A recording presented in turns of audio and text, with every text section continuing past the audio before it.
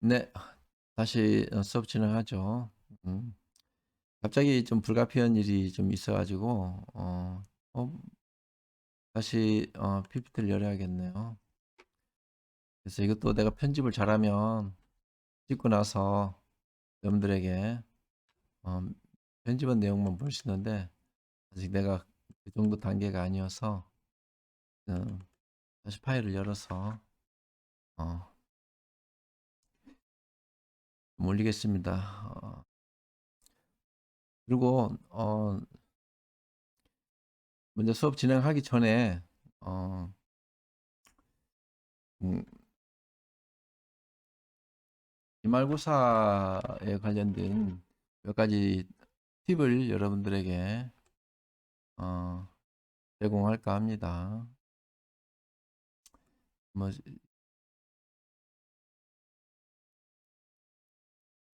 아마 내가 어떤 기대 가능성을 갖고 어, 설명하냐면 어, 지루할 수도 있는데 수업을 꾸준히 듣고 있는 여러분들에게 어, 좀 유용한 정보가 되기 위해서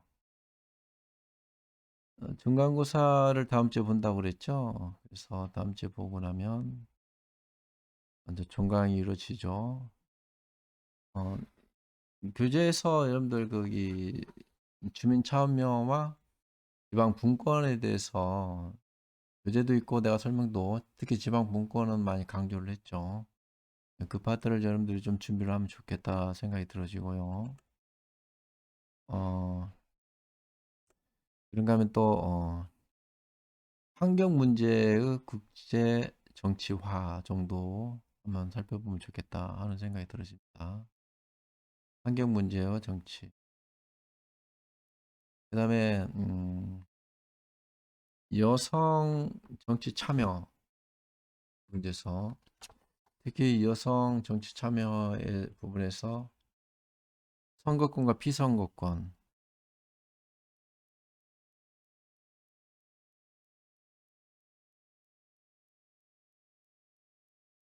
피선거권 관련해서 뭐 여성 할당제 정도, 그지만 한 세 문제 정도 되죠. 그런가 하면 마지막 하나는 오늘 수업한 내용 중에 이루어질 겁니다. 오늘 수업 내용 중에서 오늘 수업 내용 중은 일단 수업 끝날 쯤엔 좀 어, 다시 여러분들에게 어, 소개를 하죠. 자, 교재에서 보면 361페이지에 보면 작은 정부, 열린 정부, 전자정부 이렇게 나와요. 전자정부 개념은 사실 미국 클린턴 행정부에서 1990 몇 년이죠? 2년, 4년, 5년, 6년 이때 이제 클린턴 정부가 들어서면서 그 당시 경쟁자였던 엘고가 이제 부통령을 맡는데 엘고가 전자정부 이제 그 이 핵심 주도하는 어 그것에 담당을 하고 있었죠. 이 일렉트릭 거버먼트라는데 이 리엔지니어링 하는 거예요. 전자정부는. 이 다시 말하면 과거에는 행정이라는 것은 여기 정부 시스템이라는 것은 굉장히 뭐냐까 관료화되어져 있고 굉장히 뭐라 할까 좀 사람으로 말하면 갑옷을 입은 것처럼 둔하고 그래서 민첩한 그 세상이 변하는 것에 대응하지 못하는 그런 비효율의 대명사였어요. 이것을 다시 어, 개혁의 대상으로 그래서 행정을 개혁하자는 것이 전자정부의 기본 취지였죠. 이것은 국가행정평가위원회에서 이 사업을 추진했는데 여기도 소개되어 있죠. 효율적인 고객 대응 과정을 통해 시민들이 정보 및 서비스를 보다 더 폭넓게 그리고 보다 더 적시에 접근할 수 있는 정부. 이게 이제 전자정부라는 거죠. 여기 교재에도 그렇게 설명이 있죠. 전자정부는 무엇인가? 전자민주주의와 같은 개념일까? 이게 전자민주주의는 그건 아니죠. 전자정부. 전자민주주의는 이제 사이버 정치로 발전해 가는 것이죠. 근데 이제 여기서 보면 전산화된 전자정부, 뭐 이렇게 말하는데 이건 아니고요. 전자정부 개념은 우선 급변하는 국제 환경 변화를 그대로 그 배경으로 하고 있다. 자유 경쟁을 근본으로 하는 세계화 또는 뭐야, 국제 사회 변화. 또는 생존하기 위해 국가 간의 어떤 경쟁력을 최우선으로 하는 가치로 내세우는 정부. 그리고 무엇보다도 정부의 효율성. 또는 여기는 그 업점에 사실은 전자정부는 전주 정부의 효율성과 민주성을 답보할 수 있는 그 대국민 서비스를 강화할 수 있는 그게 이제 전자정부의 그 가장 큰 틀이죠. 그 설교 있죠. 클린턴 행정부에서 세계화 시대의 경쟁력 제고. 클린턴 대통령은 급속히 발전하고 있는 정부 통신을 행정 업무에 활용함으로써 정부 내의 낭비 요인을 제거하고 저렴한 비용으로 더 폭넓은 양질의 행정 서비스를 제공한다는 구상을 세웠다. 뭐 이런 것이 이제 전자정부의 기본 효시다라고 볼 수 있어요. 전자정부 구성 요소는 뭐 여러 요인들이 있겠지만은 인적, 기술적, 법적 제도, 조직적 요소 이렇게 나오는데 그냥 보는 바와 같아요. 인적은 사람이 하는 거니까 인적 우리는 IT 기술 전문가들을 많이 배출했어요. 보면 90년대 후반부터 2000년대 초에. 그래서 뭐 스타트업 같은 그런 것들을 많이 배출하고 그때는 IT 기술을 한다면은 정부에서 많이 지원도 해주고 그랬어요. 보면 그게 이제 우리가 IT 강국이 될 수 있는 첩경이 되었던 거죠. 보면 그래서 사실 IT 기술을 통해서 국가의 어떤 국민 소득의 3분의 1을 뭐 무역의 3분의 1을 올렸으니까요. 구성 요소는 역시 IT, BT, 데이터베이스겠죠. DB는 근데 인터넷이 기술 구성 요소고 법적 제도적인 법 체계 정비, 뭐 행정 정산망, 법 체계가 반드시 이루어져야만 법적 근거하에서 이런 기술을 활용할 수 있기 때문에 그다음에 이제 조직적 요소는 탈권위적 정부 조직, 개방된 네트워크 조직 모형. 이거 하나하나가 설명하면 참 많은 내용들인데 과거에 비해서 지금 현재 정부는 많이 투명해되어졌고 정부가 슬림해졌고 또 그런가 하면 과거에서는 상상도 못할 만큼 개방해되어져 있습니다. 이것은 뭐 현실이 그래요 보면 권력 기관도 마찬가지고 그만큼 투명이 됐고 과거에는 뭐 얼마 전에 죽은 뭐 전두환 그 당시 제5공화국 때는 얼마나 이 정치권이 어둡고 암울하고 그 권위가 남달랐습니까? 근데 지금은 그러지 않죠. 뭐 누구든지 문재인 정부, 뭐 강요들 누가 두려워합니까? 국회의원도 두려워하지 않고 국민들이 과거에는 그러지 않았어요. 보면은 뭐 정부 부처에 있는 사람이라면 우리는 참 근데 이제 그만큼 많이 투명, 개방 이렇게 됐다라는 것을 좀 증명하는 거겠죠. 정부 유형. 이 전자정부 유형은 세 가지에서 접근해 볼 수 있는 것인데 보면 일단 효율적인 전자정부에 일단은 효율적 전자정부는 것은 행정정보 이런 것들 업무를 간소화하는 거, 정보를 투명하게 하고 정보를 공개하는 그런 시간 비용 절감. 뭐 또 이거 그러죠. 과거 같으면 직접 주민등록 등본하나 띄기 위해서 면사무를 가고 동사무소를 가고 그랬다면 지금은 내 컴퓨터 앞에서도 뗄 수 있고, 뭐, 그 다음에 뭐, 세금 문제도 내 컴퓨터 앞에서 할 수도 있고, 이게 이제 전자정부 서비스의 기술에 힘 입은 거죠. 서비스형 전자정부는 공급자 중심 전자정부에서 수요자 중심, 전자정부. 즉, 과거의 행정은, 어, 행정 이 담당하는 공무원이 주인이었어요. 자기들이, 뭐, 관료가 자기들 어른으로 생각하고. 근데 요즘은 이제 이런 마인딩이 많이 바뀌었죠. 이게 이제 과거에 이제 국민의 정부, 김대중 정부 때 또는 노무현 대통령 정부 때, 노무현 정부 때 많이 이런 것들이 강화되었던 건 사실이에요, 보면. 그러니까 지금 다음 정부를 이끌어갈 사람도 좀 이런 마인드를 갖고 있는 사람이 좀 되어야겠죠, 보면. 민주형 전자정부. 이것은 국민 참여의 능동적 행정인 거죠. 요즘 뭐 어디든 어느 부처든 어, 그 홈페이지를 다 유지 관리하면서 홈페이지를 통해서 국민의 또는 주민의 참여를 유도하고 홈페이지를 통해서 소통하고 뭐 그런 전자정부라고 말할 수 있는 거죠. 이것을 내가 한번 열어볼 수 있을까요? 이렇게 보면 하이퍼링크. 내 저서가 한 게 있는데 열 수 없다고 나오네요. 왜 열 수 없죠? 다시 한번 학년 구문 열려 있는데, 근데 정부 열기, 아, 왜 그러죠? 이럴 줄 알고 사실 이것은 UN 어, 그 e-government survey 이, 이 사이트에 보면 여기서 보면은 UN에서 이 전자정부 이 서베이를 항상 2년마다 한 번씩 2년마다 한 번씩 어떻습니까? 이것을 전 세계 190 뭐 한 3개국 정도 되나요? 그 나라들을 직접 조사해서 여러분들 그 여러 가지 그 순위를 이렇게 정하고 있죠. 보면 내가 한번 볼까요?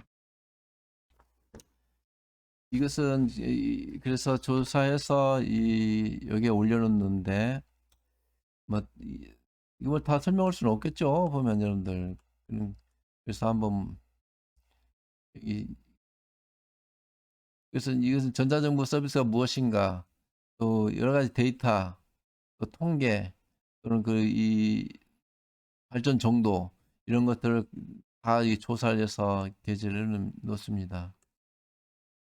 한번 볼 것은 내가 무엇을 보려 하냐면 우리나라 전자정부 서비스가 어느 정도인가를 이것은 세계 각국의 그런 각 그 이 뭐라 할까 지역별 뭐 아프리카, 아시아, 유럽 그런 지역별 그 지역별 순위 이런 걸 나타내는데 한 세 가지만 보면 돼요. 여기 보면 먼저 이 전자정부의 발전 정도.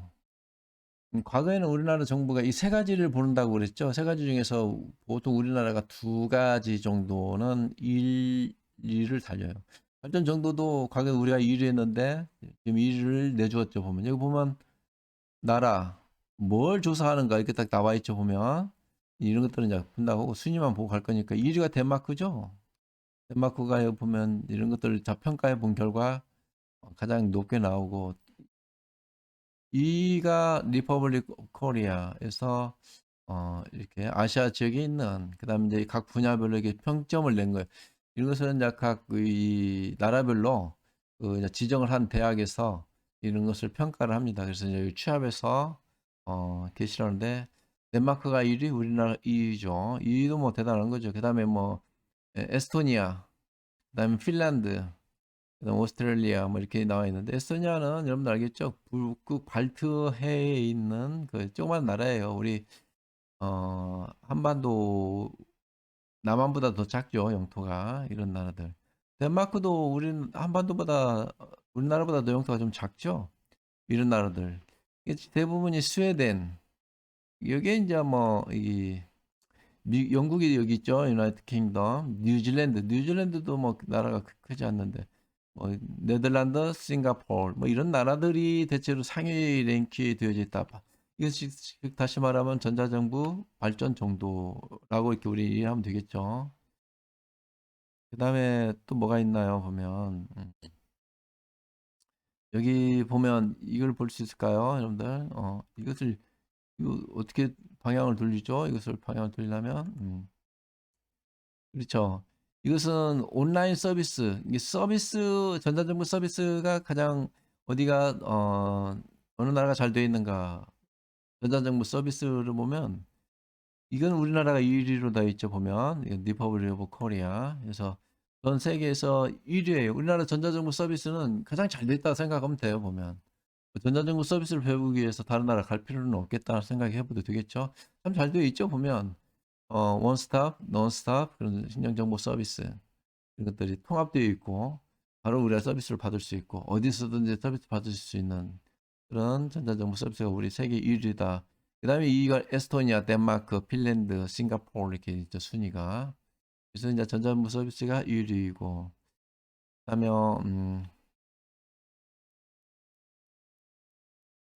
17, 16. 그다음에 이제 이 참여 지수 같은 걸 보는데 음, 네, 페이지를 좀 돌려야겠죠.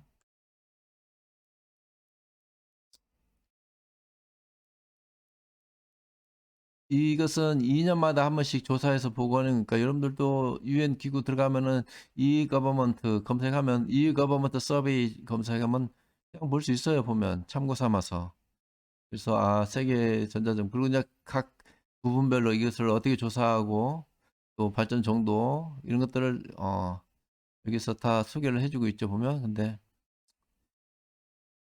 여기 보면 그 countries ranked highest in the 2020년도 이 participation index라고 있잖아요. 이게 참여 지수를 말하는 거죠. 참여 지수에 우리가 이제 2위로 두 번째로 돼 있지만 에스토니아, 우리나라, 그다음에 이제 미국이 공동으로 1위를 되어 있죠, 보면.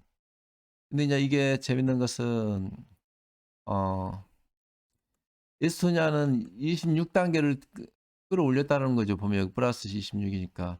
그다음에 미국은 4단계를 끌어올렸다는 것이겠죠. 2018년에 비해서.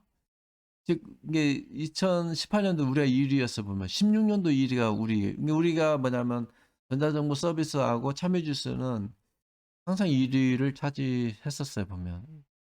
그만큼 우리가 전자정보 서비스는 고도화되어졌다라고 이렇게 말할 수 있겠죠 보면. 뭐 이 정도예요 보면. 그래서 우리나라 전자정보 서비스는 정말 세계가 놀랄 만큼 잘 돼 있다. 그런가 하면 우리 전자정보 이 서비스는 해외로 수출도 합니다 보면. 예를 들어서 중앙아시아 그런 나라에, 그리고 우리나라 전자정보 서비스를 배우기 위해서 뭐 아프리카라든가 또는 이 동남아시아 이런 나라에서 우리나라 전자정보 서비스를 어, 답습해 가고 있습니다. 전자정보와 SNS 이것은 이제 뭐 예를 들어서 일종의 이제 전자정보 서비스 이 툴이죠, 툴. 여러분들 이런 것들은 여러분들 뭐 앱을 깔아서 여러분들 잘 사용하고 있지 않습니까? 뭐 난 이런 건 잘 모르겠지만 학생들은 정말 잘하더라고요. 보면은 바로 그냥 뭐 이렇게 거기서 다운받기도 하고 또 거기서 출력해서 보내기도 하고 하는 이런 것들은 참 잘 됐다. 이것은 NSS 공공 서비스는 뭐 웹이죠, 웹. 여기 보면 어플리케이션이라고 말하는 이런 것들을 뭐 이것이 뭐 다양하게 정말 일일이 하나씩 설명하기도 좀 어, 쉽지 않을 정도로 다양하게 제 있어 봅니까. 뭐 우리가 국민재난금 뭐 지원 받는 것도 이 모든 것들이 다 통합되어 있기 때문에 그런 가능하죠 보면. 그냥 열어서 바로 국세청 홈택스 들어가서 그 사람 소득과 또는 그 다음에 어떤 그 이 수익 것을 다 열람해보고 손해 정도를 다 파악하고 또는 뭐 이 사업자 등록 현황 같은 거 파악하고 뭐 그러지 않습니까? 그래서 우리나라 전자정보 서비스, SNS 네트워크 서비스. 그런가 하면 이제 이 전자정보 인터넷 공간에서 이루어지는 전자정보 서비스 말고 SNS를 통해서 이루어지는 모바일 전자정보 서비스라고 이렇게 말하는데 그 모바일 전자정보 서비스의 특성이 있어요 보면. 그냥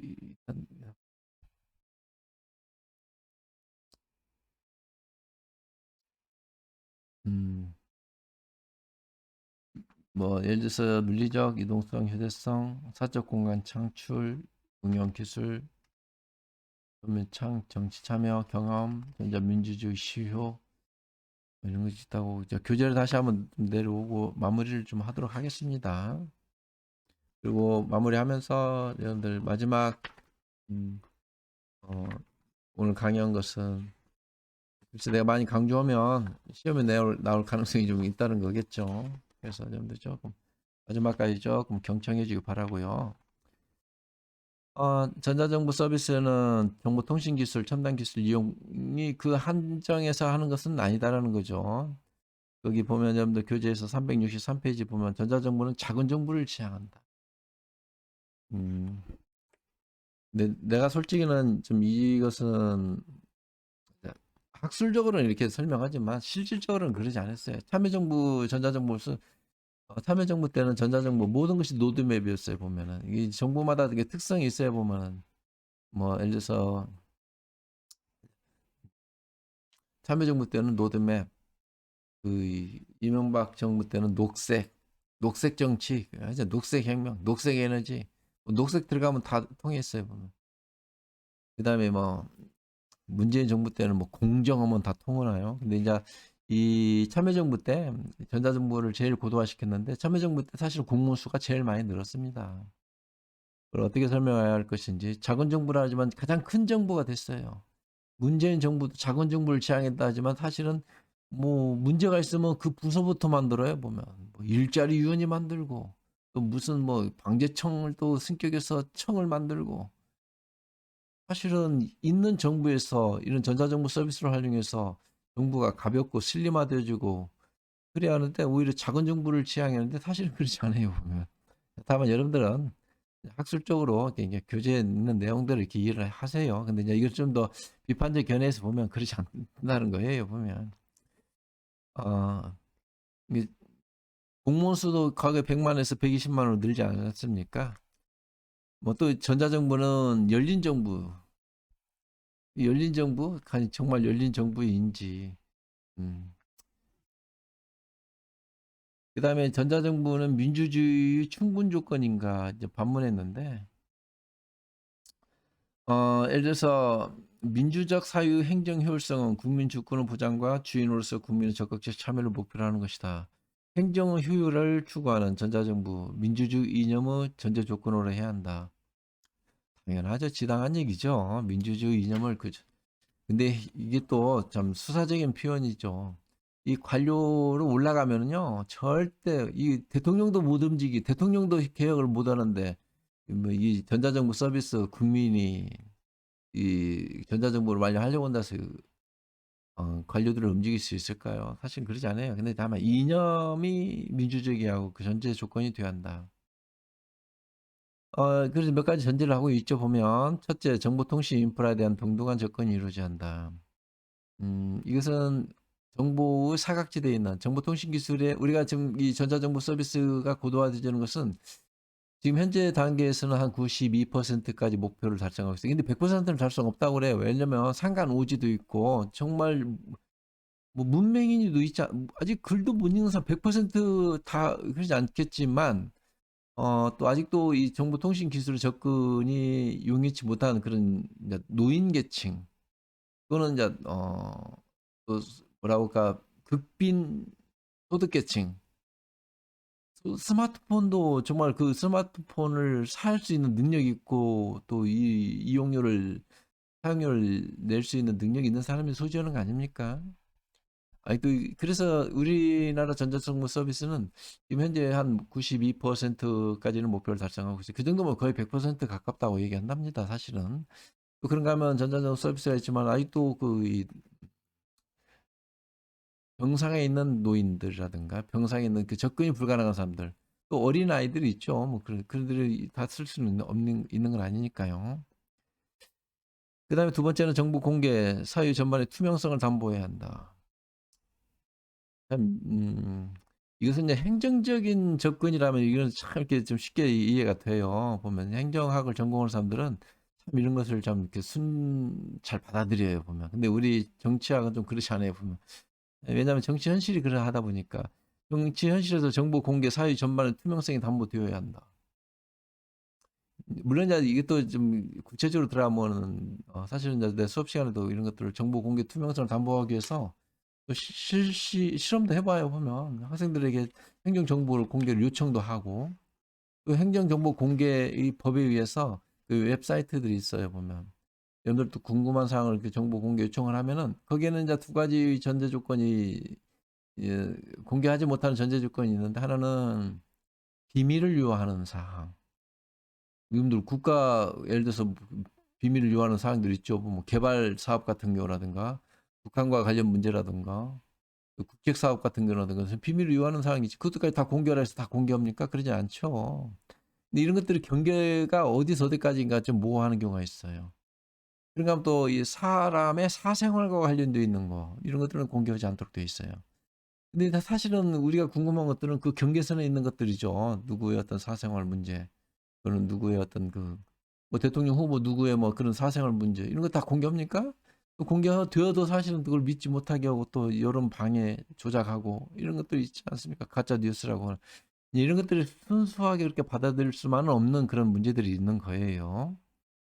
하지만 이제 이렇게 우리가 이제 공부하는 입장에서 보면 이렇게 하죠. 정보 공개.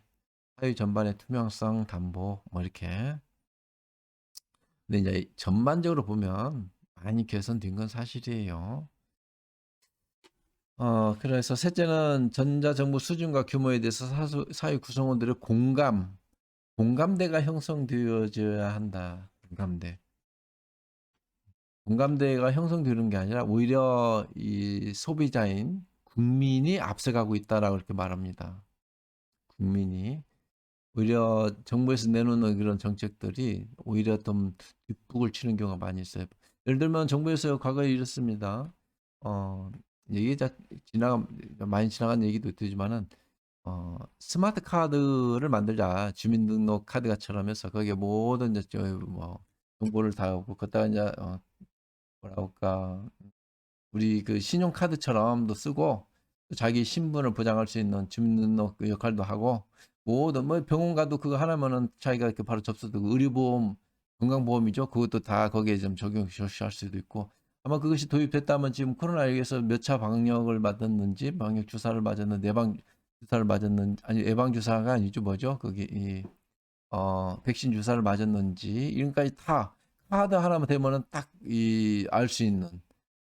이렇게 된다면은 정말로 이 업무의 효율성 이런 것이 좀 개선되겠지만, 거기에는 또 반드시 또 따라오는 것이 뭡니까? 그렇죠. 사생활의 비밀 보장 뭐 이런 것들, 개인 인권 침입 문제, 이런 것들이 같이 동반되기 때문에 그렇게 하지 못하는 이유가 있어요. 그러니까 인터넷 공간에서도 모든 것을 정부에서 그 개인 아이디를 공개하자, 뭐 이런 것도 정부에서 했었습니다. 그러다 보면 그것이 뭡니까? 뭐 알 권리, 표현의 자유, 이런 거, 헌법상 표현의 자유가 충돌하고, 그래서 또 논란이 되어서 그걸 실시하지 못했습니다. 못했다는 표현도 좀 어색하지만은 정부가 쓸데없는 그런 일들을 하는 거예요, 보면. 이 눈높이가 국민을 못 따라와요, 지금 보면 사실은. 자기들은, 정부 사람들은 이제 그것을 효율성, 또는 자기들의 어떤 그 업무의 효율성을 중점을 둬서 그렇게 하면 좋겠다라고 하지만은, 거기 이 인권이 내가 어디 병원에 갔다 온 것까지 다 국가가 다 알고 그러면 어떻게 되겠습니까? 내 소득의 정도를 다 국가가 알고 그러면은 그것이 좋습니까? 그러지 않죠, 보면. 어? 이런 문제들과 이제 충돌하는 문제가 있습니다. 그래서 현실 공간과 가상 공간에서 정부 역할과 기능에 대해 관계 설정의 문제, 이것이 필요하다. 민원 불만 토론, 결국 사회 구성원 스스로. 이게 또 과거에 얼마만큼 민원 이런 것도 있지만, 사실 이게 안 이루어지니까 지금 문재인 정부 때에서 가장 그 1호가 뭐였습니까? 청와대 게시판에 국민청원을 이 날을 만들어서 어 20만 이상 조회수가 이루어지면 청와대가 답한다고 하지 않았겠습니까? 그건 역설이죠, 보면. 그렇게 안 이루어지기 때문에 그렇게 하겠다고 하고, 지금 뭐 20만이 그것도 좀 약간 취사 선택하는 그런 경향이 없지 않아 있죠, 보면. 이렇게 우리가 정리를 해볼 수 있어요, 보면. 그래서 이제 사이버 세상과 민주주의에서 아, 그 이유는 뭐 전자정부, 전자투표 문제도 있는데, 집에서 투표할 수 있을까 의문 제기했는데, 어, 이 전자투표 같은 경우도 실시하는데 좀 한계가 있는 그 경우가, 아마 학생 여러분들 같은 그 이 디지털 세대 같은 경우는 이런 툴들을 잘 사용하지만은, 이런 툴들을 사용하지 못하는 그런 거는 어, 디지털 리터러시가 사각지대에 있는 사람들 있죠. 그런 분들, 뭐 예를 들어서 노인 계층들, 할머니, 할아버지들, 이런 분들, 또 정보통신 기술을 어떤 지식 습득이 되어 있지 않은 그런 분들 있죠, 보면. 그런 사람들에게서는 전자투표하는 것도 유연한 문제예요. 그러니까 또 대표성 문제도 좀 여러 가지 측면에서 볼 수 있는데, 예를 들면 이런 거죠. 이 전자투표를 하는데, 하나의 가상을 해볼까요? 할머니가 전자투표를 해야 돼요. 이제 국민투표든 대통령 선거든 뭐 헌법 개정 관련 투표든 국회의원 투표든 어떤 투표든 좋아요, 보면. 이제 잘 모르니까 손자 손녀가 할머니 이렇게 하는 거예요 알려주면서, 그러면 이거 누를까요 하면서 그 투표를, 할머니가 자기 아이디를 뭐 주민번호를 기입하거든 투표 인증을 이 임명부죠. 이것을 발행받아서 인증을 하고 또 이것을 인증하는 것도 쉽지 않죠. 인증서를 발행해서 갖고 있어야 또 인증이 되고 그것을 내려받게 해서 인정하고 나서 자기 이제 아이디를 넣고 투표를 하는데 이것을 잘 못하면은 손자 손녀가 알려준다 하면서 자기가 탁 눌러버리면 어떻게 됩니까? 이건 부정투표가 되는 거죠. 할머니 할아버지가 눌러야지 손자가 누르는 건 아니죠. 그리고 또 할머니 할아버지가 누르는데 옆에서 손자 손녀가 보고 있으면 그건 비밀 투표의 4대 투표 행위에 위배되는 거죠. 보면 할머니만 보고 해야 하는 거죠. 이런 문제들에서부터 내가 한 번 투표를 했어요. 보면 투표를 했으면 그것이 이제 기표 효력이 두어지는데 나중에 이제 어떤 송사 문제가 있어서 투표한 결과를 누가 중간에서 서버를 갖고 장난하거나 계속 이어서 입력하는 것은 따로 있고 그것을 또 기표되는 것은 따로 이렇게 정산이 되어진다면 이런 문제들도 있어요. 보면. 그래서 이것이 선거 재판을 넘어가면 다시 내가 투표한 거 결과를 또 봐야 돼 보면. 근데 결과는 나만 볼 수 있어야 돼 보면. 내가 누구를 했는지 이것이 이런 것들은 사실은 좀 더 디테일한 부분에서 깊이 들어가면은 기술적인 분야에서는 가능하다고 그래 보면 우리가 이제 예를 들어서 전자투표도 실제 투표하는 것처럼 내 인증을 받아서 내가 투표용지 받아서 투표하는 것처럼 다 이렇게 하고 투표함에 넣으면 내가 이제 전자투표를 하고 내면 그것이 이제 무 랜덤으로 섞이는 거예요 보면. 그래서 누가 누구에게 투표했는가를 누구도 볼 수 없어요. 자기 자신도 볼 수 없어요 보면. 근데 나중에 이제 다시가 추적해서 그것을 인정해서 다시 열어보면 그 본인은 열어볼 수 있어야 돼 보면. 왜 그러냐면 선거 재판에서 이것이 부정투표로 이루어진다면 그것을 검증을 해야 하니까. 근데 다른 제3자가 검증할 수는 없어야 돼요, 보면. 내가 투표한 것을 누가 검증해 본다면 어떻게 되겠습니까? 이것은 비밀 투표에 위배되는 거 아닙니까? 이런 것은 이제 기술적으로는 가능한데 현실적으로 사용하는 데서는 또 왜 문제가 있냐면 패배한 후보자 측에서는 이것을 인정하지 않았을 때 또 문제가 발생해요, 보면. 근데 이제 대체 그럼에도 불구하고 전자투표를 이루어지고 있는 것은 아까 서두에 얘기했지만은 뭐 주주총이라든가 대학 총장 선거라든가 그다음에 정당에서 후보자 선출 문제라든가 또 대학생들 총학생 회장 선출 문제라든가 그런 어느 대학 같은 데서는 하고 있어요 실제로요. 학생들이 대학 총학생회 투표를 정말 저조하죠. 50%도 안 나오죠 솔직히는.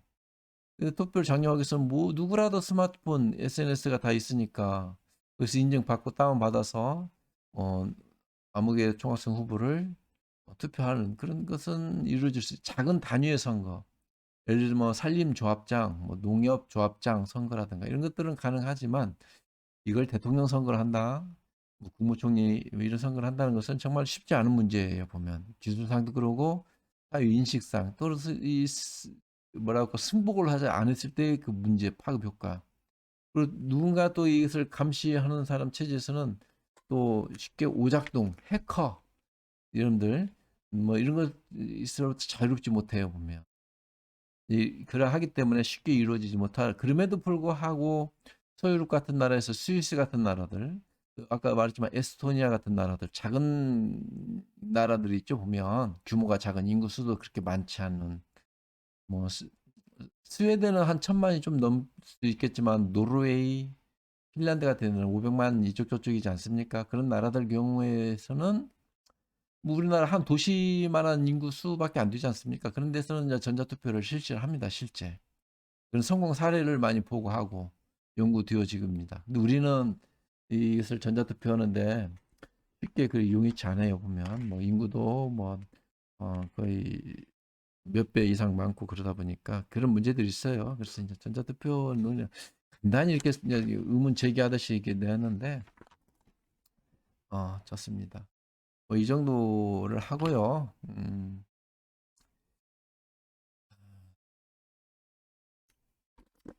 아까 좀 팁을 준다고 했죠. 보면 근데 여러분들 전자투표 특히 그 사이버 정치, 온라인 정치, 여론 형성 그 메커니즘 그쪽을 하나 좀 주의 있게 보고요. 그다음에 전자정부 쪽에서 전자정부가 무엇이며 전자정부도 어떤 역할을 하는가 뭐 이 정도에서 마지막 수업은 꼭 반드시 시험에 출제할 거니까 여러분들 어, 좀 주목해 주기 바라고요. 자, 뭐 이렇게 하고 이제 교재 수업은 거의 마무리가 됐습니다. 한 학기 여러분들 정말 수고 많으셨어요. 어떤 측면에서 보면 글쎄